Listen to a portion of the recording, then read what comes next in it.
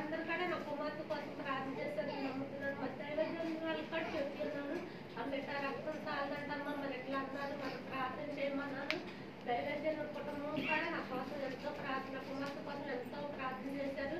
మరి బిడ్డ దీపావళి కానుకోవడానికి సహాయం చేశారు. అయితే మరి కార్యక్రమంలో తీసుకెళ్ళక మరి అనుకోని రీతిగా శుభకార్యం చేస్తామన్నారు. మరి బిడ్డ మరి పుట్టి వీపు కొట్టుకుంటుంది, మరి ఆపరేషన్ చేయాలన్నప్పుడు ఇంకొక అరగంట చూస్తాము అంటే మేము అన్నాం. మరి ఆపరేషన్ చేసేటప్పుడు అరగంట ఎందుకంటే మరి ఎక్కడ ఆపరేషన్ చేసేది అన్నప్పుడు మరి చేసేసారు. ఆపరేషన్ రూమ్లో తీసుకెళ్ళినప్పుడు మేమైతే అనుకున్నాను, అయ్యా నాకు మగపెట్టినే దయచేస్తామని నమ్ముతున్నాను. గర్భకాలం తెలుసు కానీ మగపెట్టే కావాలని అడుగుతున్నాను. ఆశకలుగా ప్రాణాలు తృప్తిపరిచాయని అనుకున్నాను. మరి దేవుడు గొప్ప కార్యం చేసి మరి ఆపరేషన్ చేసినప్పుడు మా సిస్టర్ గారు వచ్చి మగపెట్టు పుట్టాడు అన్నప్పుడు నేను ఎంతో సంతోషించాను అనమాట. అయ్యా నా పట్ల ఎంతో కార్యం చేసేవాళ్ళు ఎంతో సంతోషించి మరి దేవుడు కృతజ్ఞతలు చెల్లించుకున్నాను. మరి బాక్స్లో పెట్టినప్పుడు గుండెకు వచ్చి వీటిలో ఉందమ్మా మరి డాక్టర్ చెప్పేయాలనుకున్నప్పుడు మరి 2 గంటలు అక్కడ కూర్చున్నప్పుడు డాక్టర్ కోసం నేనైతే ఒకటే ప్రార్థన చేస్తున్నాను. అయ్యా ఆ బిడ్డకి మరి ఆ చిన్న బిడ్డకి గుడిలో ఏ తల్లిదంత లేకోకుండా చెయ్యాలి, మందిరంలో సాక్ష్యం చెప్పుకుంటాను అనుకుని మరి ఎంతో కన్నీరు కాచి కుర్చీలో కూర్చుని ప్రార్థన చేసినప్పుడు మా డాక్టర్ గారు వచ్చి చెక్ చేసి బాగానే ఉంది, అంతా నార్మల్గా ఉంది, ఏ బలిగంత లేదని చెప్పినప్పుడు నేను దేవుని ఎంతో సుఖించుకుని దేవుడు నా పట్ల ఎంతో గొప్ప కార్యం చేసింది, ఎంతో సాక్షించు అనుకున్నాను. మరి అదే కాదు మరి ఇంటికి తీసుకొచ్చినప్పుడు కూడా మరి అక్కడ బాబు 5 రోజులు కూడా మరి పాలు తాగలేదన్నమాట.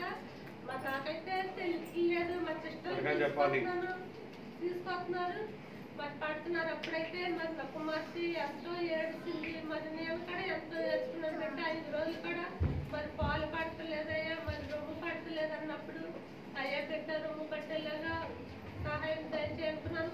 మరి పెద్దమ్మ గారికి ఫోన్ చేసి నా కుమార్తె బిడ్డ రొమ్ము పడతలేదు అమ్మగారు పాలు తాగలేదు ప్రార్థన చేసినప్పుడు అమ్మగారు ప్రార్థన చేయగానే మరి బిడ్డ పాలు తాగడానికి ఇచ్చేశారు. దేవుడు నా పట్ల ఎన్నో కార్యాలు ఎన్నో అద్భుతాలు చేశాడు. మరి పెళ్ళంటే మా ఇచ్చాడు. నా కుమార్తె నా మనవుడు నా ఎల్లుడు అందరూ ఆయుష్ ఆరోగ్యాలతో మంచిగా ఉండేలాగా మరి నా కుమార్తె కోసం ఆ బిడ్డ కోసం మీరు అందరూ ప్రార్థించండి. మీ అందరి కోసం నేను ప్రార్థన చేస్తాను. దేవుడు దేవుని నామమునకు మహిమ కలుగుగాక. ఇప్పటి వచ్చిన మీ అందరికీ మన ప్రభువును రక్షకుడైన యేసుక్రీస్తు వారి నామంలో మీ అందరికీ వందనాలు. దేవుడి గత దినములన్నీ నన్ను నా కుటుంబాన్ని సంఘాలను భద్రపరుచుకొని ఈ విధంగా నడిపిస్తూ కాపాడుతూ ఈరోజు ఈ పునరుద్ధరణలో వాక్యం అందించడానికి దేవుడు చక్కటి కృపనిచ్చి ఉన్నాడు. దేవునికి మహిమ కలుగుగాక. హల్లెలూయా. బాగున్నారండి అందరూ? వారం తర్వాత మళ్ళా కనబడుతున్నారు చాలా మంది. ఉపవాస ప్రార్థనలు కూడా దేవుడు అక్కడ ఘనంగా జరిపిస్తున్నాడు. మొదటి రోజు నుంచి ప్రార్థనలంతా తెల్లవారు విశ్వాసులు చాలామంది అక్కడే మందిరంలో విశ్రాంతి తీసుకుంటూ మందిరంలో గడపడానికి వారు చాలామంది ఆసక్తి కలిగి ఉన్నారు. ఎందుకంటే ఇంతకుముందు 3 సంవత్సరాలు కూడా చాలా తక్కువ మంది ఉండేవారు. కానీ మొదటి రోజు నుంచే కూడా వారు చాలా ఆసక్తి కలిగి ప్రార్థనలో వారందరూ పాల్గొంటున్నారు. దేవుని మందిరంలో వారు గడుపుతున్నారు.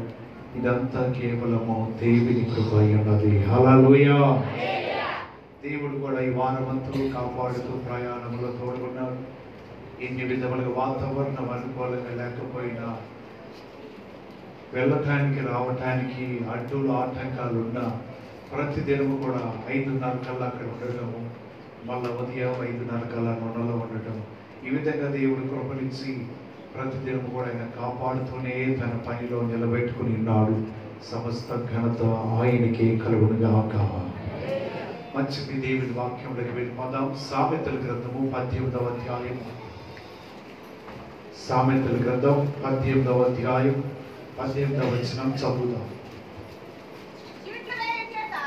చీట్లు వేయుట చేత వివాదములు మానము, అది పరాక్రమశాలులను సమాధానపరచును. ఈరోజు ఈ దినమున మనం చూడబోయే మాట ఏంటిదంటే చీట్లు వేయట ఏంటంట? చిన్న ప్రార్థన చేసుకుందాం. మహాగ్రతమైన మా ప్రభువా, నీ స్తోత్రాలు. నిలబడినట్టు జ్ఞాపకం చేసుకుని తండ్రి, ఈ నోటి బోరగా వారికి కూడి ఉన్న బిడ్డలందరితో మీరే మాట్లాడమని యేసయ్య పరిశుద్ధ నామములో ప్రార్థన చేసి అడుగుతున్నాను మా పరమ తండ్రి. ఆమేన్. సామెతల గ్రంథము 18వ అధ్యాయం 18వ వచనం చదివా. దానిలో రాయబడుతున్న మాట సొలొమోను చెప్తున్నాడు, చీట్లు వేయుట చేత వివాదములు మానును, అది పరాక్రమశాలులను సమాధానపరచును. చీట్లు వేయటం అంటే తెలుసు కదా మీకు. పాత నిబంధన గ్రంథంలో ఈ విధంగా చీట్లు వేసే పని చాలా మంది భక్తులు చేశారు, అనేక మంది అధికారులు చేశారు, రాజులు చేశారు, అనేక మంది భక్తులు కూడా ఈ చీట్లు వేయటం అంటే ఏంటిది? ఇక్కడ రాయబడింది రెండవ లేఖ, అది ఎవరిని సమాధాన పరుస్తుందంట? పరాక్రమశాలులు అంటే పెద్దవారు కానీ, కనులు కానీ, విలువైన వారు కానీ, పేరు ప్రతిష్టలు పొందిన వారి యొక్క జీవితాలను సమాధానపరిచేది ఏంటిదంటే చీట్లు వేయటం వలన. ఎలాగ సమాధానపరుస్తారండి? పాత నిబంధన గ్రంథంలో ఏదైనా సరే ప్రజలకు న్యాయం తీర్చాలంటే కొన్ని సందర్భంలో వారి నోటి మాటతో చెప్పి న్యాయం తీర్చేవారు. ఇది నోటి మాటతో అవ్వదు అని తెలుసుకున్న వారు ఏం చేస్తారంటే కొన్ని పేర్లు కొన్ని పేపర్ల మీద రాసి వాటిలో నుంచి ఒక పేరును తీసి అది వారికి ఇవ్వాల్సినది ఇచ్చి వారి వారి స్వాస్థ్యములన్నిటిని కూడా పంచుతూ ఉండేవారు. ఇది పాత నిబంధన గ్రంథం. క్రొత్త నిబంధన గ్రంథం యేసు ప్రభువారు వచ్చిన తర్వాత ఇంకా చీట్లు వేయటం అనేది లేదండి. ఎవరు కూడా చీట్లు వేయటము, లేకపోతే రాసిన దాన్ని బట్టి పంచటము, లేకపోతే పేపర్ మొక్కలు ఉన్నదిగా దాని ప్రకారం చేయటము కాదు. యెహోవా మాటయే నిరంతరము నిలుచును. బైబిల్ గ్రంథంలో ఏ విధములు ఉన్నాయి? మోషే ఎలియాజరుతోనూ యెహోషువతో చెప్తున్న మాట, ఇశ్రాయేలు ప్రజలు కానాను దేశాన్ని వారు స్వాధీనపరుచుకునే సమయంలో ఆ దేశమును, ఆ భూభాగములను, ఆ స్వాస్యములను మీరు ఎలా పంచిపెట్టాలో తెలుసా? చీట్లు వేసి ఎవరి పేరు మీద ఏ స్వాస్యం వచ్చిందో దాన్ని పంచిపెట్టండి. ఎక్కువ వారికి ఎక్కువగా పంచండి, తక్కువ వస్తే దాన్ని తక్కువగా పంచండి. అంటే ఒక గోత్రంలో తక్కువ మంది ఉంటే ఆ స్వాస్యము తక్కువగానే పంచండి. ఒకవేళ ఆ గోత్రంలో ఎక్కువ మంది జనాభా ఉన్నా, ఎక్కువ కుటుంబాలు ఉంటే ఎక్కువగా పంచండి. ఇది మీకు నిత్యమైన కట్టడ అని మోషే బ్రతికి ఉండగా ఎలియాజరుడు యెహోషువను పిలిచి ఈ మాటలు వారికి చెప్తూ ఉన్నాడు. ఒకసారి మనం జ్ఞాపకం తెచ్చుకుందాం. సంఖ్యాకాండం 33వ అధ్యాయము, సంఖ్యాకాండం 33వ అధ్యాయం 54వ వచనాన్ని చదువుదాం. మీరు మీ వంశముల చొప్పున చీట్లు వేసి ఆ దేశమును స్వాస్యములుగా పంచుకొనవలెను. ఎక్కువ మందికి ఎక్కువ స్వాస్యమును, తక్కువ మందికి తక్కువ స్వాస్యమును ఇయ్యవలెను.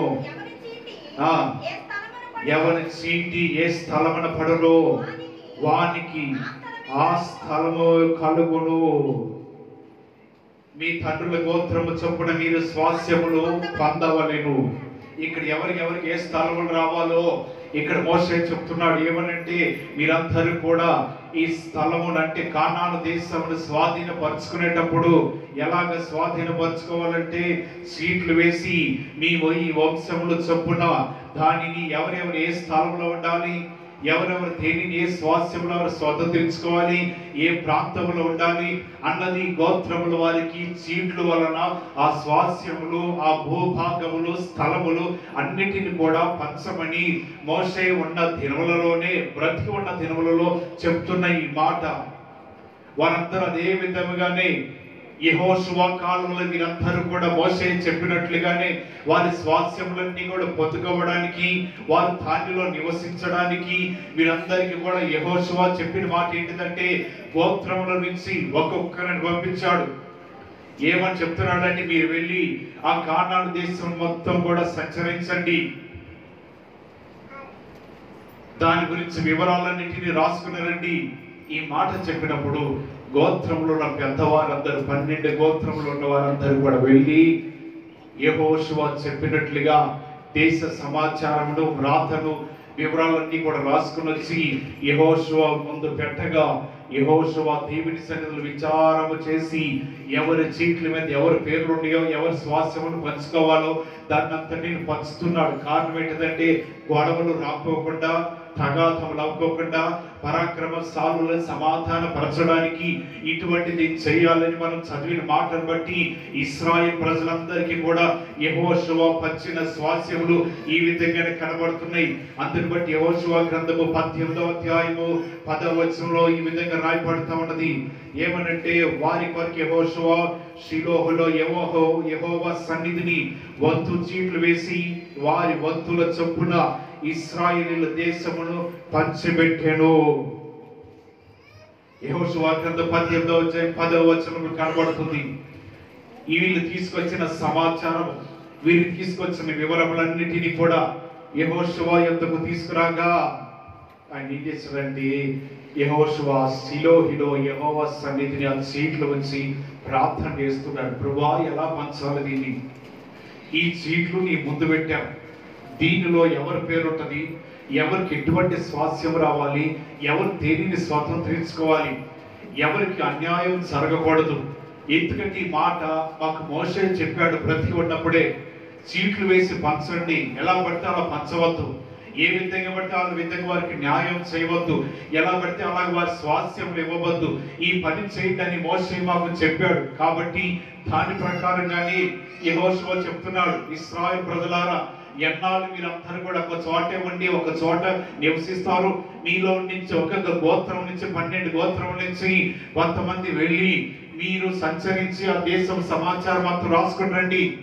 ఎక్కడ ప్రాంతం ఉన్నదో, ఎక్కడ భూభాగంలో ఉన్నాయో, ఎక్కడ ఖాళీ ప్రదేశాలు ఉన్నాయో, ఎక్కడ మెరక భూములు ఉన్నాయో, ఎక్కడ పల్లపు భూములు ఉన్నాయో, ఎక్కడ నీటి మడుగులు ఉన్నాయో, వీటన్నిటిని రాసుకుని రమ్మని చెప్పినప్పుడు ప్రతి గోత్రం నుంచి కూడా ఒక్కొక్క పెద్దలు వెళ్ళి ఆ దేశం అంతా సంచరించి దాని యొక్క వివరములు, అక్కడ ఉంటున్న ప్రజలకు వివరములు, అక్కడ నివసిస్తున్న పట్టణంకి వివరములు అన్నిటిని కూడా రాసుకుని వచ్చి యెహోషువకి ఇచ్చారు. యెహోషువ, మేము వెళ్ళి దేశం మొత్తం సంచరించి తీసుకొచ్చిన సమాచారం ఇదే.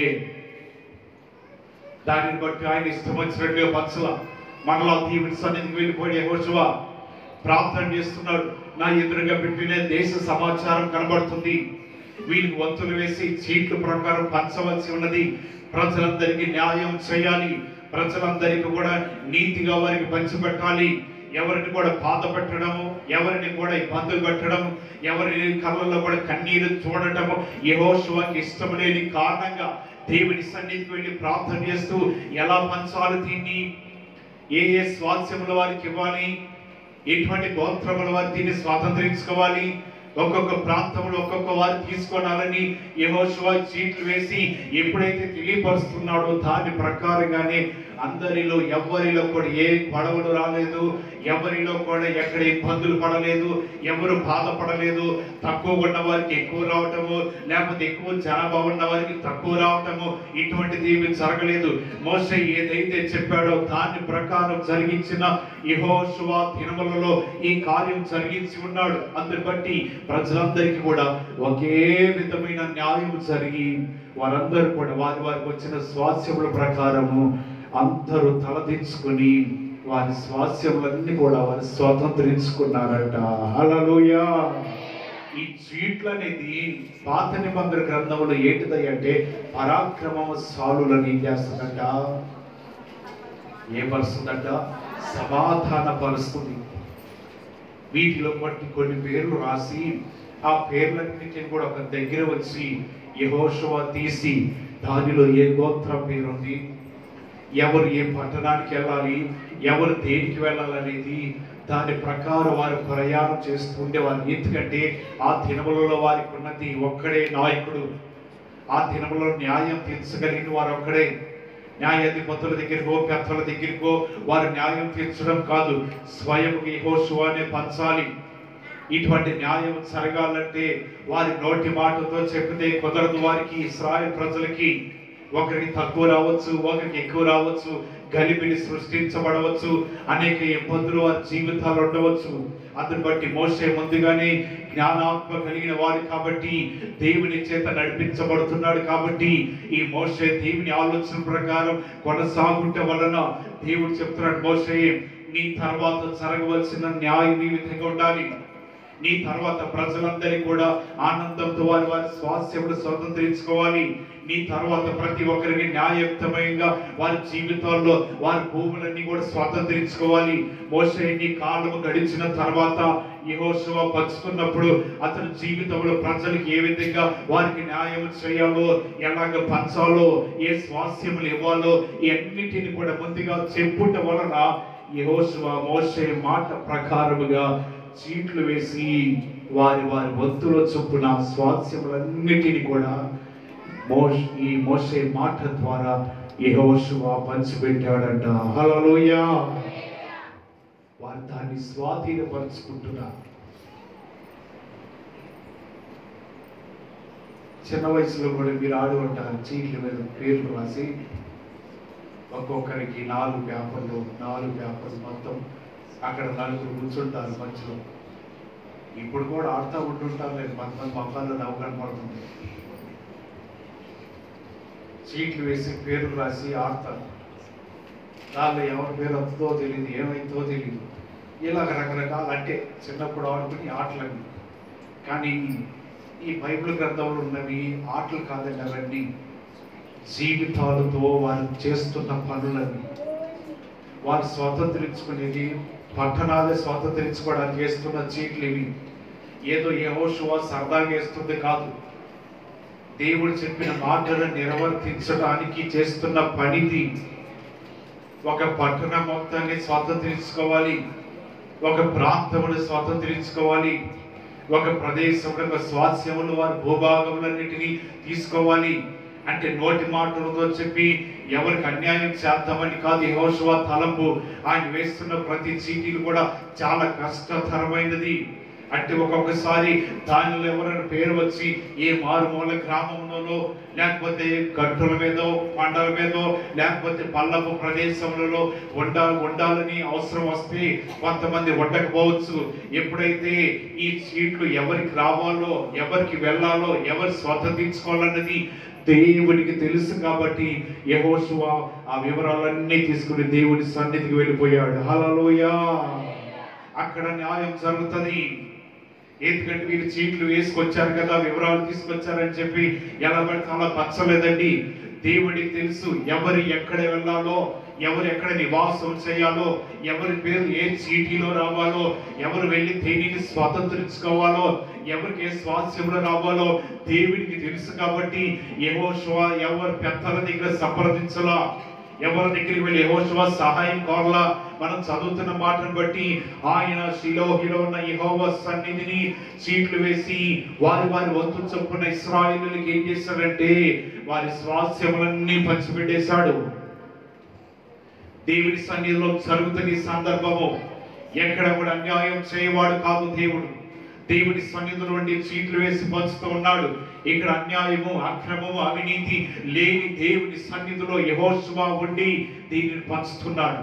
ఏ షిలోహు మందిరం బయటలో, లేకపోతే అక్కడ ప్రజల మధ్యలో, లేకపోతే గుడారాల మధ్యలో వేయటం వలన ప్రజలు అనేక విధములుగా వారు అడ్డులు చెప్పవచ్చు. కానీ యెహోషువ అయితే ఎక్కడికి వెళ్ళాడంటే ఆ షిలోహులో ఉన్న మందిరానికి వెళ్ళి దేవుడు మన పక్షమున ఉన్నాడు, దేవుడు ఇక్కడ చూస్తూ ఉన్నాడు, ఎవరెవరికి ఏది రావాలో, ఏది స్వాతంత్రించుకోవాలో అన్ని ఆయన చూస్తున్నాడని చెప్పి యెహోషువ ఆ మందిరంలో వారు పంచుతున్నప్పుడు అందరూ కూడా ఒకటే అనుకున్నారు, ఇది యెహోవా వలన కలిగినది, ఇది యెహోవా మాకు అనుగ్రహించిన స్వాస్థ్యము, ఇది యెహోవా మాకు దయచేసినది.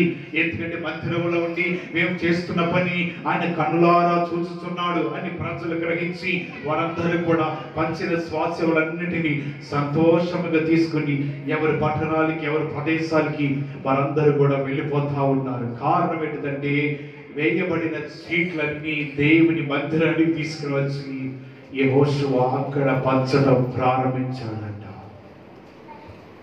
దేవుని మాటలు వింటున్న మన జీవితంలో దేవునికైతే ఈనాటి కాలంలో ఏ కాగితాలు అవసరంలా, ఏ చీటీలు అవసరంలా. హృదయములను అంతరంగములను పరిశోధించు యెహోవా. ప్రతి ఒక్కరి జీవితాలు ఆయనకు తెలుస్తూ ఉంటాయి. ప్రతి ఒక్కరిని ఆయన చూస్తూనే ఉంటారు.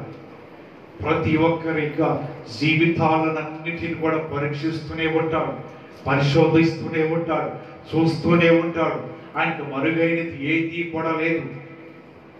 వారి గురించి తెలుసుకోవడానికి దేవుడు ఈనాటి కాలంలో ఎక్కడ చీట్లు వేయమనో లేకపోతే కాగితాల మీద రాయమనో ఎక్కడ చెప్పట్లేదు. పాత నిబంధన గ్రంథంలో అటువంటి సిద్ధాంతం ఉన్నది. క్రొత్త నిబంధన గ్రంథంలో అయితే నువ్వు ఆకాశంకి ఎక్కినను అక్కడ ఆయన ఉన్నాడు, భూమి అడుగున ఉన్నాను ఆయన అక్కడను ఉన్నాడు, పాతాళంకి వెళ్ళినను అక్కడ ఆయన కన్ను చూస్తూనే ఉంటది, సముద్రం అడుగు భాగమునున్నను అక్కడ ఆయన కన్ను నేను చూస్తూనే ఉంటది. ఎక్కడన్నా సరే దేవుని కన్నులకు మరుగైన ప్రాంతము ఎక్కడా లేదు. ఏది తెలుసుకోవాలన్నా సరే దేవుడు ఒక్కసారి నీ జీవితం వైపు చూసి తెలుసుకోగలిగిన శక్తిమంతుడు. కానీ పాత నిబంధన గ్రంథంలో వారి జీవితాల గురించి తెలుసుకోవడానికి, వారి బ్రతుకుల గురించి తెలుసుకోవడానికి, వారికి న్యాయం చేయడానికి, వారిని యథార్థంగా ఉంచడానికి, వారి జీవితాల సంతోషాన్ని నింపడానికి ఇటువంటి చీట్లు వేసి వారిని సమాధానపరిచేవాడు ఈ పాత నిబంధన గ్రంథంలో ఉన్న భక్తులందరూ కూడా. హల్లెలూయా. ఈ విధంగా ఈ ధర్మశాస్త్ర గ్రంథమంతయు, ఈ ధర్మశాస్త్ర యుగమంతయు చీట్లు వేయటము, వారికి పంచటము, న్యాయం చేయటము అనేక విధములుగా జరుగుతూ ఉన్నది. ఒక ఆయన రోడ్డు మీద పోతా ఉన్నాడు. వెళుతూ ఉండగా మార్గ మధ్యలో ఒక వాహనం గుద్దింది. అతని చెయ్యి ఇరిగిపోయింది. అటువంటి సమయంలో ఏదో విధంగా అతన్ని వెతికి పట్టుకున్నా. ఆయన కాదా అని సందేహం. ఎందుకంటే గుద్దినోడు కాబట్టి ఎప్పుడు నిజం చెప్పడం అసలు నేను కాదంటారు. ఇటువంటి సభలో అటుగా ఆ సమయాల్లో ఎవరో ఏ వాహనాలు చూసి జాగ్రత్త కొంతమందిని పట్టుకుని తీసుకొచ్చారు. వీళ్ళలో ఎవరన్నా ఉన్నారంటే ఆయన గుర్తుపట్టలేకపోతాడు. అటువంటి సమయంలో వారి పేర్లన్నీ కూడా చీటీలు రాశారంట. రాసి అక్కడ వేస్తున్నప్పుడు వారు దేవునికి ప్రార్థన చేశారు. ఎవరైతే నేరస్తుడు ఉన్నాడో ఆయన పేరు మాకు బయలుపరచండి అన్నారు. చీట్లు వేగా పేరు వచ్చింది. మిగతా వాళ్ళందరూ వెనక పంపించారు. దీనిలో నీ పేరు ఉంది, నువ్వేనా నిజంగా చెప్పంటే చివరిగా ఆయన ఒప్పుకున్నాను. నేనేనండి, వాహనం తగిలింది, మార్గ మధ్యలో వెళుతూ ఉండగా చూసుకోకుండా వెళ్ళిపోయాను. సరే నువ్వు అట్లాగుండా అన్నాడు. ఈ చెయ్యినోడు అక్కడ ఉన్నాడు కదా, అటువంటి సమయం నీకు ఏ విధంగా న్యాయం కావాలయ్యా, చెయ్యి బాగు చేసుకోవడానికి ఎంత డబ్బులు కావాలి, ఏంటి అవసరం, ఎంత నువ్వు ఆశిస్తున్నా చెప్పమన్నాడు. ఆయన కొంత డబ్బులు ఆశిస్తున్నా అని చెప్పాడు.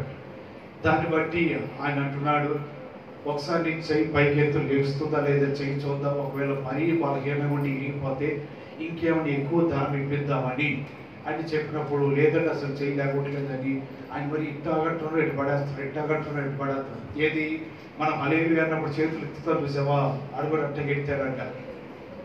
ఈ చెయ్యి లేగొట్టలేక ఈయన నిదానంగా మాటలు పెట్టాడు. అబ్బాయి పొద్దున్నే టిఫిన్ చేసావా, టిఫిన్ చేశానని, మరి చెయ్యి బాగాలేదు, మంచి మందులు వేసుకున్నావా, వేసుకున్నాను, టీ తాగావా, టీ తాగా, మరి మందులు వేసుకోకముందు చెయ్యి ఎక్కక ముందు అసలు చెయ్యి ఎట్లా లేపేవాడు రా అన్నాడు. ఎట్లా లేపేవాడు అండి అన్నాడంట. ఎక్కడికి రాని చెయ్యి అన్నాడు. ఇందాక దేవ చెయ్యి ఎంత పట్టేదేమో ఎలాగెత్తాడు. దేవునికి మహిమ కలుగుగాక. హల్లెలూయా. ఎట్లా ఎత్తాడు. ఇంతమందులు చెయ్యి ఎట్లా లేపేవాడు రా మందులు వాడకముందని మాటలు పెట్టి మభ్యపెట్టి ఒకేసారి టక్మని ప్రశ్న అడగగానే లేపేరండి అని చెప్పాడు. ఇది చెయ్యరు లేదు, ఎవరు లేదు, ఏం కాదు. చీట్లు వేసినప్పుడు దేవుడు వారి పక్షం నుండి న్యాయం చేయాలనుకున్నాడు, న్యాయం చేశాడు. యెహోషువ కాలంలో కూడా చీట్లు వేయబడ్డాయి. 12 గోత్రములు వారికి స్వాస్యములు కూడా ఇచ్చాడు. ఈ 9.5 గోత్రముల వారు చీట్లు వేసి పంచుకున్నారు. మిగతా 2.5 గోత్రముల వారికి వీరిలోని అక్కడక్కడ కొన్ని భూభాగములు ఇచ్చి వారు కూడా మా సహోదరులే, వారు కూడా మాతో నివసించాలని వారికి కూడా కొన్ని స్వాస్థ్యములు పంచిపెట్టారంట. ఈ చీట్లు వేయటం వలన వివాదములు చల్లారతాయంట. హల్లెలూయా. అట్టి విధముగా ఈ జీవితంలో న్యాయం చేశాడు యెహోషువ. ప్రజలందరికీ ఒకే విధంగా తీర్పిచ్చాడు. ప్రజలందరికీ ఒకే విధంగా ఇటువంటి పని చేసి ఉన్నాడు. క్రొత్త నిబంధన గ్రంథంలో ఎక్కువ చోట్ల కనబడదు, కానీ కేవలం 3-4 సందర్భంలో కనబడుతుంది. అటువంటిది ఒక సందర్భం జ్ఞాపకం చేసుకుందామా? క్రొత్త నిబంధన గ్రంథానికి వచ్చినట్లయితే అపోస్తలుల కార్యములు 1వ అధ్యాయము, అపోస్తలుల కార్యములు 1వ అధ్యాయము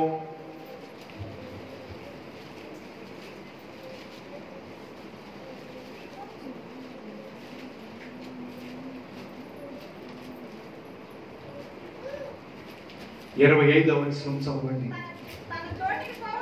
తన చోటికి పోవటకు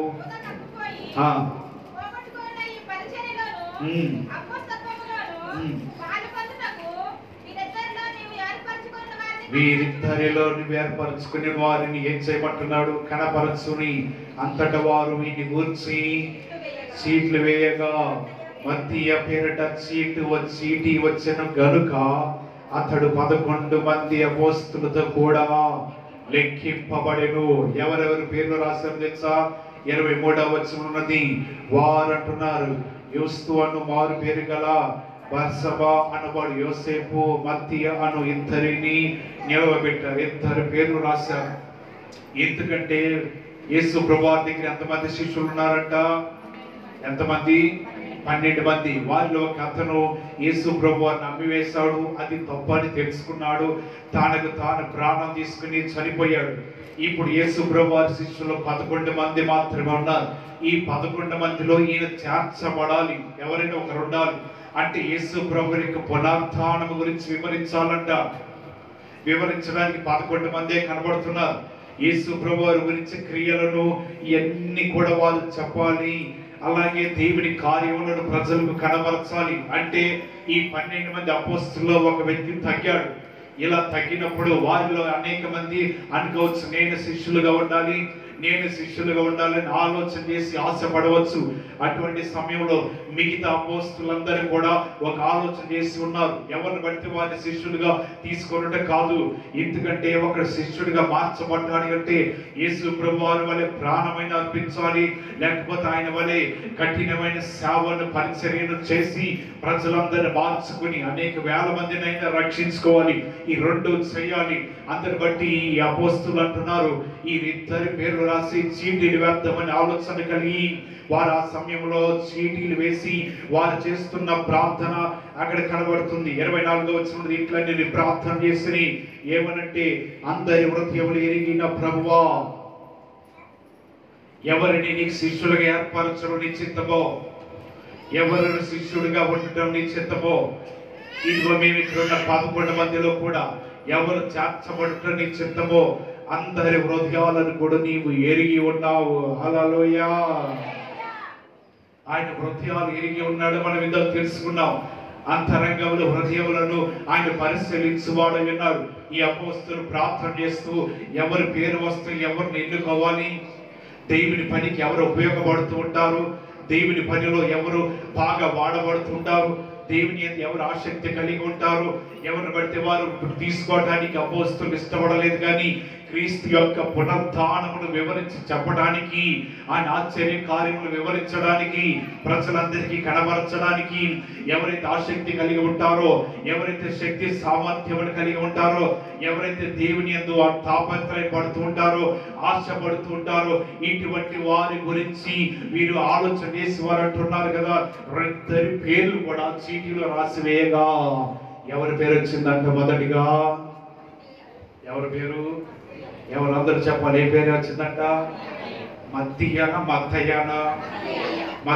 వచ్చింది. ఏది? మత్తయి సువార్త కాదు, మత్తయ్య అని పేరు వచ్చింది. ఈ పేరు వచ్చిన దాన్ని బట్టి వ్యక్తి ఎక్కడ చేర్చబడ్డాడంట? 11 మందితో కలిసి ఈయనేమయ్యాడు? చేర్చబడ్డారు దేవుని పని కొరకే. అలా చేయటం వలన పరాక్రమశాలులు ఏం చేస్తారంట? సమాధాన పరుస్తూ ఉంటారు. ఒకవేళ చీట్లు వేయకుండా ఆ ముఖాన్ని చూసో, అవతారాన్ని చూసో, లేకపోతే వారి శరీరాన్ని చూసో, వారు వేసుకున్న వస్త్రాలను చూసో ఎవరినో ఎన్నుకుంటే మరొక వ్యక్తి గాయపరచబడవచ్చు, మరొక వ్యక్తి బాధపడవచ్చు. అందరి బట్టి శిష్యులందరూ కూడా ఎటువంటి కూడా వారి జీవితంలో అనాలోచన చేయకోకుండా, జ్ఞానహీనంగా ప్రవర్తించుకోకుండా వారు చీట్లు వేశారు. వేసిన తర్వాత తీసేయండి అని చెప్పి వారు చెప్పలేదు. మొదటిగా వారు ప్రార్థన చేశారంట. హల్లెలూయా. యెహోషువ కూడా ఏం చేశాడు? షిలోహులో మందిరానికి వెళ్ళి ఆ చీట్లన్నిటి కూడా వేసి పనిచేశాడు. దేవుడి దగ్గర ప్రార్థన చేసి ప్రారంభించాడు. ఇక్కడ అపోస్తలులు కూడా అదే, చీట్లు వేయవచ్చు. దేవుని అనుగ్రహం లేనిది ఏది కూడా జరగదు. దేవుని ఆలోచన లేనిది ఏది కూడా జరగదు. దేవుని ప్రణాళిక లేనిది ఎవరు కూడా ఎన్నుకోబడరు. అందరు బట్టి మీరు వేసిన చీట్ల ద్వారా ప్రార్థన చేసి దేవునికి అప్పచెప్పి ఎవరినైతే ఎన్నుకోవాలని నీ ప్రణాళిక ఉన్నదో, నీ చిత్తమై ఉన్నదో గ్రహించిన తర్వాత నేను జీవితంలో మత్తి అనే వ్యక్తిని ఎన్నుకొని ఈ 11 మందిలో చేర్చుకుని దేవుని సువార్తను, దేవుని పనిలో వారిని ఏర్పాటు చేసుకున్నారంట. దేవునికి మహిమ కలుగును గాక. ఇంకా చిన్నప్పుడు మనం చేసేది, కొంతమంది పిల్లలు ఈ రొట్టెలో నీళ్ళు పట్టుకుంటాం ఉందండి, ఈ రొట్టెలో నీళ్ళు ఏం చేయాలి, చీటీలతో ఆడేవాళ్ళు ఉంటారు. ఈ రొట్టెలు ఒకటి పట్టుకుంటాం, రకరకాలు చేసేవారంట. ఇవన్నీ ఏదో ఆటకేతనంగా చేసేవి. కానీ బైబిల్ గ్రంథంలో ఉన్న ఈ చీట్లన్నీ కూడా వారు ఆటకేతనంగాను, లేకపోతే సమయాన్ని గడపడానికి వృధా చేయడానికి కాదని వారు చేసేది. వారి జీవితాలు స్థిరపరచాలి, జీవితంలో అన్యాయం జరగకూడదని వారు చేస్తూనే ఉన్నారు. దేవునికి ప్రార్థన చేస్తూనే ఉన్నారంట. హల్లెలూయా. ఇలా చేయటం వల్ల వారి జీవితాలు దీవించబడుతున్నాయి. దేవుని ఆలోచన ప్రకారం నడుస్తున్నారు. నోటి మాటతో చెప్పడం వలన నువ్వు ఎలా చెప్పగలుగుతున్నావయ్యా అంటారు. ఒకవేళ వారి జీవితానికి దేవుని స్వరం విన్నా సరే, ఏది మాకు వినపడలేదు, నీకు ఒక్కడికి వినబడిందా అంటారు. అందరి బట్టి దేవుని స్వరము నోటి మాటతో చెప్పలేక, లేకపోతే క్రియలలో వారు చూపించడానికి ఆశపడుతున్నారు. ఎందుకంటే నోటి మాటతో చెబితే ఏదో పక్షపాతం చూపిస్తున్నావనో, లేదా అక్రమం చేస్తున్నావనో, నీవు న్యాయంగా ప్రవర్తించట్లేదనో ప్రజలు అనవచ్చు. నోటి మాటతో కాకుండా వారు ఈ చీటీలు వేసి ప్రార్థన చేయగా దేవుడు వారితో పలికించిన అదే పలికించేవాడు. కానీ చీట్లు వేయటం వలన కూడా అదే మాట పలికిస్తున్నాడంట. హల్లెలూయా. సౌలు యోనాతాను కలిసి ఫిలిష్తీయుల మీదకి యుద్ధానికి వెళ్ళారు. ఈ సౌలు కంటే ముందుగానే యోనాతాను ఈ ఫిలిష్తీయులందరినీ కూడా కలవరపెట్టి ఆందోళన చేసి వారందరినీ కూడా తరిమేశారు. అటువంటి సమయంలో వారందరితో ఒక ప్రమాణం చేయించుకున్న ప్రజలందరితోనూ, అలాగే ఆ సమయంలో అప్పుడున్న వారి పెద్దలతోనూ ఒక ప్రమాణం చేయించారు. ఏమని? శత్రువుల మీద మేము పగ తీర్చుకున్న వరకు మంచినీళ్ళైనను ఆహారమైనను మేము ముట్టుకొనము అని ప్రమాణం చేయించారు. దీనిని బట్టి ఆ ప్రమాణం చేసే విషయంలో యోనాతాను ఆ సమయంలో అక్కడ లేడు. ఆయనకి తెలియదు. యుద్ధము చేస్తూ చేస్తూ ఎడారిలోకి వెళుతుంటే ఒక కాలువ కనబడిందంట. ఆ కాలువలో తేనె పారుకుంటా వెళ్ళిపోతా ఉన్నది. కాలువలో యోనాతాను చూడగానే ఆశపడ్డాడు. ఒక ప్రక్కన సౌలు ప్రమాణం చేయించాడు వాళ్ళతో. ఏమనంటే, శత్రువుల మీద పగ తీర్చుకున్న వరకు ఎవరు కూడా ఏమీ తినకూడదు, త్రాగకూడదు. వీరందరూ కూడా యుద్ధము చేసి చాలా మంది అప్పటికి అలసిపోయారు, అలసటతో ఉన్నారు. యోనాతాను వెళ్ళి ఆ తేనె కొంచెం రుచి చూచాడంట. ఆయన ముఖం ప్రకాశవంతంగా అయిపోయింది. అది రుచిగా ఉన్నది.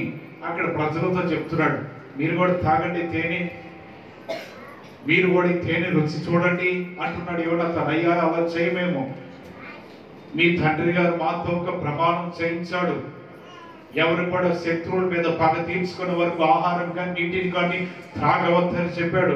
కాబట్టి అలా చేస్తే మేము శాపగ్రస్తులు అయిపోతామేమో, మా బుద్ధయ్య అటువంటి పని చేయమంటున్నాడు. ఈ యోనాతాను మాత్రం తెలియక తేనెను తాగేశాడు. ఇటువంటి పని చేసిన తర్వాత ఆ ప్రజలు కూడా ఎక్కడో ఆశ కలుగుతుందంట. ఏమని? మేము కూడా తేనె తాగితే, మేము కూడా ఆహారం తింటే బలం తెచ్చుకుంటాం, యుద్ధము చెయ్యాలి కదా. అటువంటి సమయంలో ఇక్కడ మనం మొదటిగా యోనాతాను చేయించిన ప్రమాణం ఏంటిది ఒకసారి మనం చూద్దాం. మొదటి సమూయేలు గ్రంథము 14వ అధ్యాయము, మొదటి సమూయేలు గ్రంథము 14వ అధ్యాయము 27వ వచనం. వినలేదు కనుక తన చేతి కర్ర చాపి దాని కొనను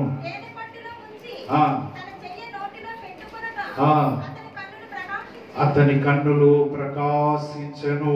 తర్వాత మనం చదవాల్సింది కిందకి వచ్చినట్లయితే 32వ వచనం. జనులు దోపుడి మీద ఎగబడి గొర్రెలను, ఎడ్లను, పెయ్యలను తీసుకొని నేల మీద వాటిని వధించి రక్తముతోనే తినేశారు. ఆ పైన ప్రమాణం చేయించాడంట వారితో. ఏమనంటే 24వ వచనం, నేను నా శత్రువుల మీద పగ తీర్చుకొనక మునుపు, సాయంత్రము కాక మునుపు భోజనము చేయువాడు శపింపబడునని సౌలు చేత జనుల చేత ప్రమాణము చేయించినందువలన జనులు ఏమీ తినకుండిరి. ఇది ప్రమాణం సౌలు చేయించాడు వారితో. ఈ ప్రమాణం చేయించినప్పుడు ఎవరు వినలేదంట? యోనాతాన్. అంటే యోనాతాను ఈయన వినల. కొన్నిసార్లు మనలాగా వినకుండా ఉంటాం. ఇటువంటి విధంగా వినుకోకుండా ఉంటాడు.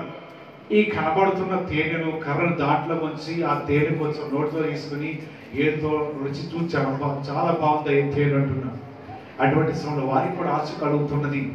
ఎందుకంటే ఎదురు ఉపవాసం ఉన్నప్పుడు ఎదురుగా మంచి ఆహారం కనబడితే అసలు మనం ఆగమనుకోండి.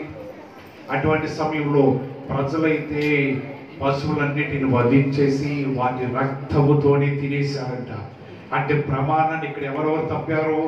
యోనాతానును, అలాగే ఇంకా ప్రజలందరూ కూడా వారి ప్రమాణం తప్పి ఉన్నారు. ఇందువలన వారు అనేక మంది మీద దేవుని కోపం వచ్చి వారు దేవుని దృష్టిలో పాపం చేసిన వారు ఉన్నారు. ఇటువంటి సమయంలో వీరి జీవితాల మీదకి యుద్ధానికి వెళ్ళటానికి కానీ, లేకపోతే వారు ముందుకు వెళ్ళటానికి కానీ ఏ మాత్రం కూడా వారు ఆశ లేదు. వారి యుద్ధం చేయడానికి వారికి విజయం రావట్లేదు. వారి శత్రువులు జయించలేకపోతున్నారు. ఇటువంటి సమయంలో యుద్ధానికి వెళ్ళాలా లేదా, అసలు ఏం జరుగుతుందో చూద్దామని వారు ఏం చేశారంటే 42వ వచనం ఉన్నది. నాకును నా కుమారుడని యోనాతానుకును చీట్లు వేయడని సౌలు ఆజ్ఞేయగా యోనాతాను పేరట ఏమొచ్చిందట? అయిపోయింది. ప్రజలు కూడా తిన్నారు, కానీ యోనాతాను వినలేదు. అక్కడ ప్రమాణం చేయించేది వినల. అటువంటి సమయంలో ఈయన అంటున్నాడు, ప్రజలందరూ పక్కన ఉండండి, నేను నా కుమారుడు ప్రక్కన ఉంటా, సీట్లు వేయండి, మా ఇద్దరు పేర్లు రాసి. మాలో అయిన పాపం అన్నా దోషం అన్నా ఏదైనా ఉన్నా సరే మేము తప్పించుకుంటాం. అంటే మేము దేవుని యొక్క నుంచి మా జీవితాలు దూరంగా వెళ్ళిపోతాయి, ఆ శిక్షకు మేము కారకులమే అని చెప్పగా ఆ యోనాతానికి సౌలుకి చీటీలు వేయగా యోనాతాను పేరు చీటీ వచ్చింది. వెంటనే అంటున్నాడు కదా, ఈయన చేసిన పని ఏంటిదయ్యా యోనాతాను, అసలు ఏ పని చేశావు? నీ పేరు రావడానికి కారణం ఏంటిది?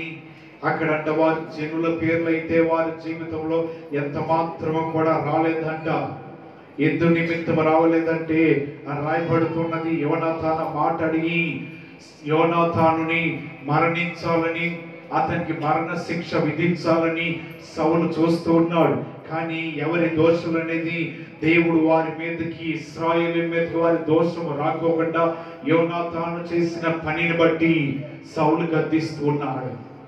ప్రజల సమయంలో వారందరూ అడ్డు వచ్చాయా, అతన్ని ఏమి చేయవద్దు, మనందరం ఇలా ఉండడానికి, విజయం రావడానికి, మనందరం సంతోషించడానికి కారణం ఎవరంటే యోనాతానే కదా. హల్లెలూయా. అతని బట్టి చీటీ పడిందంటే మరణ శిక్ష పడాల్సిందే పాత నిబంధన గ్రంథం.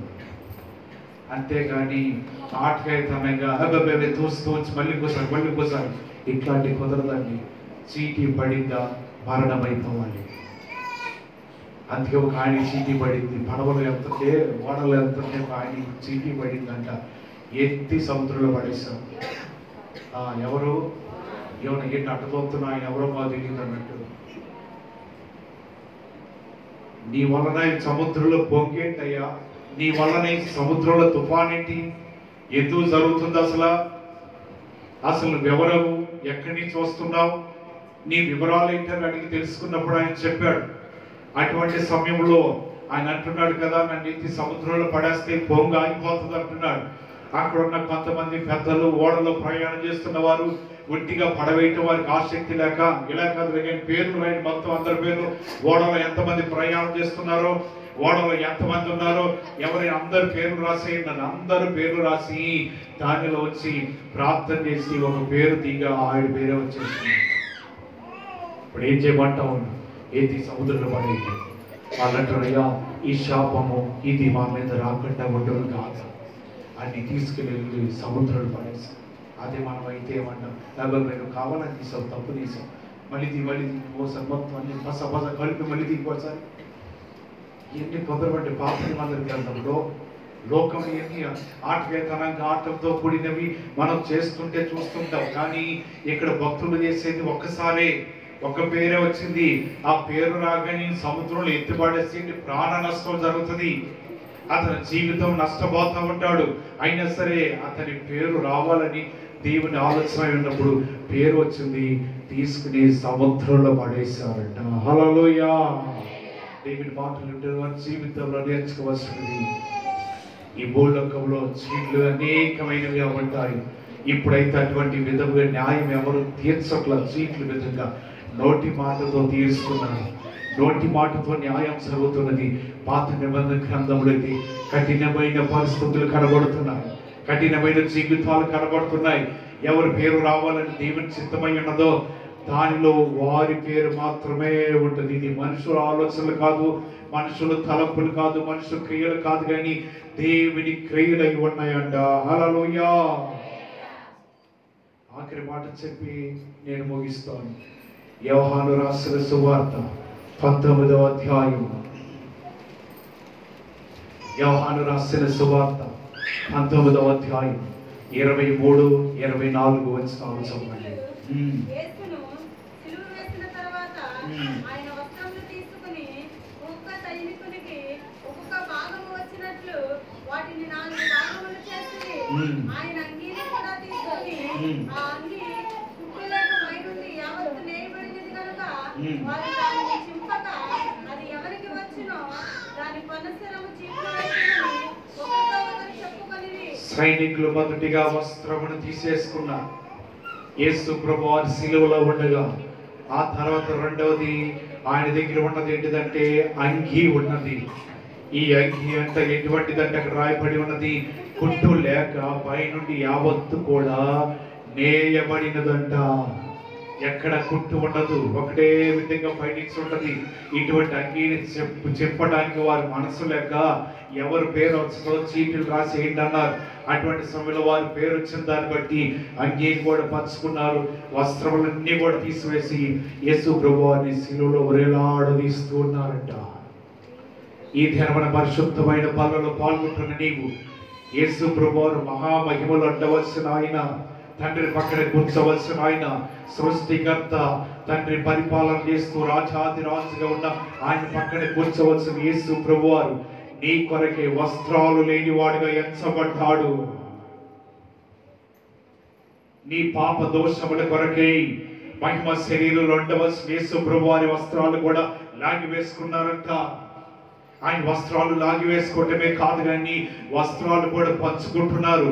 ఇటువంటి దయనీయమైన పరిస్థితిలో యేసు ప్రభువారు ఉండడానికి కారణం ఏంటంటే మనందరి పాపముల కొరకే ఆయన నలగొట్టబడుతున్నాడు, మనందరి పాపముల కొరకే ఆయన తన భుజంలో భారం వేసుకుంటున్నాడు. ఈ సిలువను మోస్తూ ఉన్నారు, మంచి నీళ్ళు ఇవ్వలేదు, వారు బాధ పెడుతూనే ఉన్నారు, శ్రమ పెడుతూనే ఉన్నారు, అన్ని కష్టాలు పెడుతూనే ఉన్నారు. ఒంటి మీద వస్త్రము కూడా తీసుకుని చీట్లు వేసి పంచుకుని ఇటువంటి దారుణమైన లోకంలో మనందరి కోసం తల వచ్చాడండి ఆయన. చేతకాక కాదు వస్త్రాలు విడిచిపెట్టుకున్నది, చేతకాక కాదైన సిలువను మోసుకుంటూ భారభరితమైన ఆ పరువును మోసుకుంటూ నడుచుకుంటూ వెళుతున్నది. ఆయన జీవితంలో ఏమి చేయలేక కాదు, గొప్ప సైన్యం ఆకాశమందు ఉన్నదంట. ఎప్పుడు పిలుస్తాడో వెంటనే భూమి మీద వద్దామని సైన్యము సిద్ధముగా ఉన్నది. వేల సైన్యము, లక్షల కొలదిగా సైన్యం ఉన్నది. ఏమి లేక కాదండి, మనందరి పాపముల నిమిత్తం ఆయన చెప్తున్నాడు కదా, నేను నా శరీరము నా రక్తం మీరు ఆరగిస్తున్నప్పుడు భుజిస్తున్నప్పుడు నేను పడిన శ్రమలు జ్ఞాపకం తెచ్చుకోండి. మీరు పొందమని చెప్పట్లేదు, మీరు సిలువ వేసుకోమని చెప్పట్లేదు మిమ్మల్ని, మీరు కూడా పరడా దెబ్బలు తినమని చెప్పట్లా. జ్ఞాపకం చేసుకోనండి, నేను మీకు ఇది ఇస్తున్నాను. నా శరీరము నా రక్తము తిని త్రాగువాడు ఆయనతో పాటు ఉంటాడంట. నీ కోసం యేసు ప్రభువారు ఎంతంటే త్యాగం చేస్తారంటే వస్త్రాలన్నిటిని కూడా పంచుకుంటున్నారు, చీట్లు వేసి అంగీని కూడా తీసుకుంటున్నారు. ఆయన వేసుకున్న విలువైన వస్త్రము ఎక్కడ కూడా సూది దారంతో పుట్టినది కాదంట, పైనుంచి ఏకాంతంగా ఉన్నదంట. అటువంటి వస్త్రమును చెప్పడానికి సైనికులు కూడా ఇష్టం లేక ఇది ఖరీదు గల వస్త్రం, చీటీలు వేసుకొని ఎవరికి వస్తే వారు తీసుకోండి, కానీ దీన్ని మొక్కలు చేయవద్దు. వస్త్రాన్ని అయితే 4 భాగాలు చేశారు, అంగీని మాత్రం భాగాలు చేయవద్దు, ఒక్కరు మాత్రమే తీసుకోండి. ఎందుకంటే ఇటువంటి వస్త్రం వారు ఎప్పుడు చూసి ఉండలేదేమో. అటువంటి విలువైన వస్త్రాలు ధరించుకునే యేసు ప్రభువారు ఆయన అంటున్నాడు, నా ప్రజల కోసం వస్త్రాలు పోగొట్టుకున్నారు, నా ప్రజల కోసం ఒంటి మీద నాకు కూడా వారు తీసేసుకున్నారు, అవమానపరుస్తున్నారు, హేళనలు చేస్తున్నారు. అన్నిటిని భరించి తన ఆత్మను అప్పగించేసి ప్రాణం విడిచిపెట్టాడు. అని అంటున్నాడు, నేను మరలా వచ్చే వరకు దీనిని జ్ఞాపకం చేసుకున్నకు ఈ శరీరము ఈ రక్తము తిని త్రాగండి, దీన్ని చేయండి అని చెప్పబడుతున్నది. కాబట్టి యేసు ప్రభువారి కాలంలో ఇటువంటి సందర్భం జరిగింది. మనము కూడా దేవుని మాటలు వింటున్నప్పుడు మనందరి కోసమే యేసు ప్రభువారు ఆ విధంగా శిలువలో ప్రాణ త్యాగం చేసి ఈ లోకం విడిచిపెట్టాడు. కాబట్టి మనము ఏ పరిస్థితుల్లో ఉన్నామో, ఏ స్థితిలో ఉన్నామో, ఎటువంటి ఇబ్బందుల్లో ఉన్నామో దేవుడిని కొరకు చీటీలు వేసి తెలుసుకునే అవసరం లేదండి. మనం ఇందాక చూసాం కదా, అపోస్తలుడు ప్రార్థన చేస్తున్నాడు, అందరి హృదయములు ఎరిగిన ప్రభువా అంటున్నాడు. అందరి హృదయంలో ఆయన ఎరిగి ఉన్నాడు. మనం ఏ స్థితిలో ఉన్నామో, ఏ బాధలో ఉన్నామో, ఏ కష్టాలు ఉన్నామో ఆయన ఎరిగి ఉన్నాడు. కాబట్టి ఈ దినం వరకు మనం ఈ స్థితిలో ఈ జీవితాలు అనుకున్నాం. పాత నిబంధన గ్రంథం అంతా ఈ చీట్ల గురించి ఉన్నది. కారణము పరాక్రమశాలులను సమాధానపరచడానికి. క్రొత్త నిబంధన కాలం శిష్యుని ఎన్నుకున్నాడు. యేసు ప్రభువారు వస్త్రాల కోసం చీటీలు వేశారు. మళ్ళీ అప్పటి నుంచి క్రైస్తవ్యంలో చీటీలు వేయటము, పేర్లు రాయటము, ఎవరెవరికి ఇవ్వాలి ఏంటిదనేది ఏమి లేదండి. అందరికీ న్యాయం తీర్చువాడు దేవుడు ఒక్కడే. హల్లెలూయా.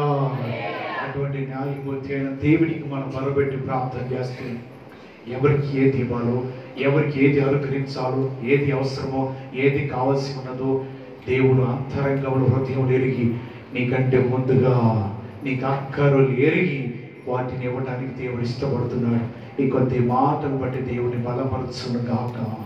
తలవచ్చండి, ప్రార్థన చేసుకుందాం.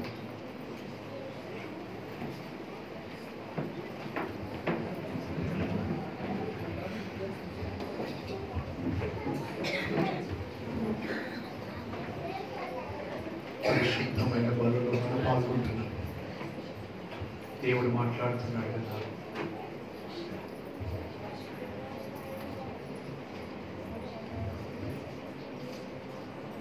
ఎవరు ఏ విధంగా న్యాయం తీర్చాలో దేవుడు ఆ కాలంలో యెహోషువకి చక్కటి జ్ఞానం ఇచ్చాడు. ఎవరు ఏ విధంగా ఎన్నుకోవాలో అపోస్తలులందరికీ కూడా తెలివినిచ్చాడు దేవుడు.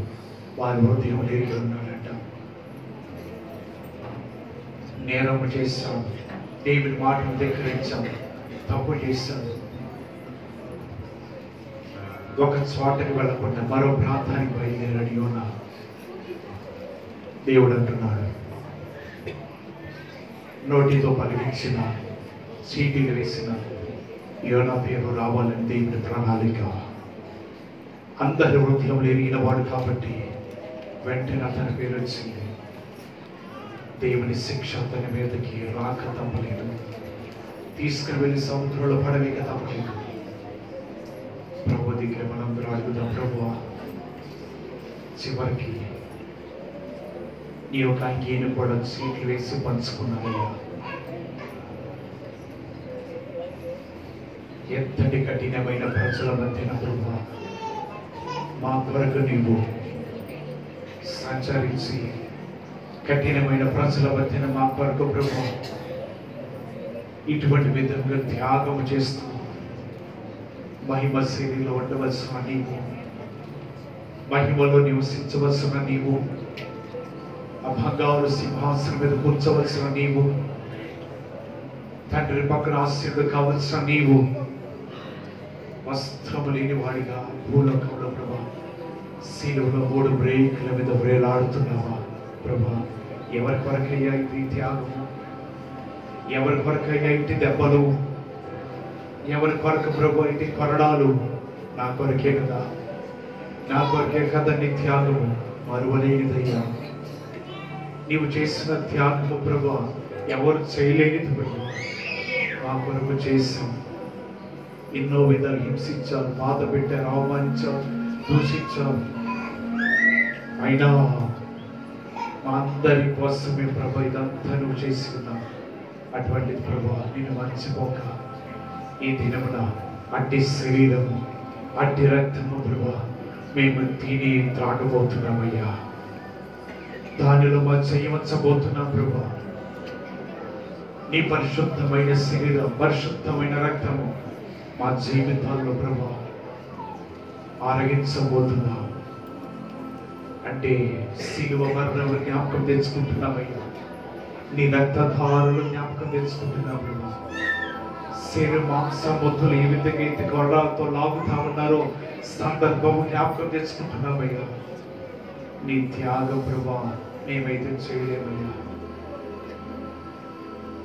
నీవు చేసిన ప్రభా ఘోరమైన త్యాగం ప్రభా మేము చేయడానికి మా జీవితంలో ధైర్యం సరిపోవచ్చు. కానీ మా మీద ఉన్న ప్రేమ విలువైనది, వెలకట్టలేనిది, కొలవలేనిదయ్యా. మా కొరకటి ప్రేమను చూపించి ప్రభు నేను వచ్చే వరకు దీనిని చేయుడి, నేను వచ్చే వరకు దీనిని ఆరగించుడి. నా శరీరం రక్తపడుతున్నాడు. వస్త్రాలు లాగేస్తున్నాను, సీట్లు వేసి పంచుకున్నాను అంటున్నాడు కదా. నేను మరలా వచ్చి మిమ్మల్ని తీసుకుని వెళతాను. ప్రజలు ఎంత కఠినంగా ప్రవర్తించినా, ప్రజలు ఏ విధంగా యేసు ప్రభువును బాధ పెట్టినా అంటున్నాడు కదా. నేను వెళ్ళి తండ్రి రాజ్యములు నీ కొరకు అనేక నివాసములు కడతాను, అనేకమైన నివాసములు సిద్ధపరుస్తాను. నేను వచ్చి తీసుకుని వెళతాను. అప్పటి వరకు మీరు ఎదురు చూడండి. ఎంత ప్రేమ కలిగిన వాడండి. ఎంత బాధ పెట్టినా సరే అంటున్నాడు కదా, నేనే వచ్చి మిమ్మల్ని తీసుకెళ్తా అంటున్నాడు. ఇన్ని దెబ్బలు కొట్టి హింసించి 3 బ్రేకుల మీద వేలాడుతీస్తున్న యేసు ప్రభువు అంటున్నాడు కదా, నేను మరలా వస్తాను. మీరందరూ నా రాజ్యంలో, నా తండ్రి రాజ్యంలో ఉంటారు. బాధపడవద్దు, అక్కడ ఎంత సంతోషం ఉన్నదని దేవుడు విలువైన మాటలు చెప్తున్నాడు. కాబట్టి మన జీవితాల్లో కూడా త్యాగముడు జ్ఞాపకం తెచ్చుకుంటాం. దేవుడు చేసినటువంటి శిలువ త్యాగం గుర్తు తెచ్చుకుంటూ దేవుని మందిరంలో మనకి కొనసాగుదాం, ప్రార్థన చేసుకుందాం. చెప్పబడిన మాట మనందరి జీవితంలో ఫలభరితమైనట్లుగా ఆత్మ చేత ప్రేరేపణగలిగిన వారు వాక్యం ఫలించినట్లుగా ఎవరైనా ఒకరు ప్రార్థన చేయండి.